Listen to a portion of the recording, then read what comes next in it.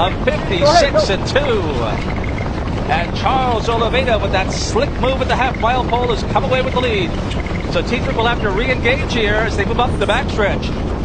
This is going right down to the end. It is still Czarlz Olyveira maintaining the lead here, and he's got a 2-length lead.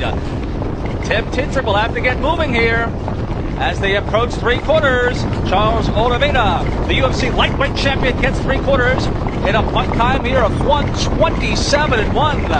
But now Tim Tetrick moves to the outside, and he is back for more. And they're going at it here. At the what do you like, Czarlz Olyveira and Tim Tetrick square off here. One race, and on the outside, it's Tim Tetrick battling back from the inside. Czarlz Olyveira, this is going to get close. Czarlz Olyveira, the UFC lightweight champion, digging in and holding on. Czarlz Olyveira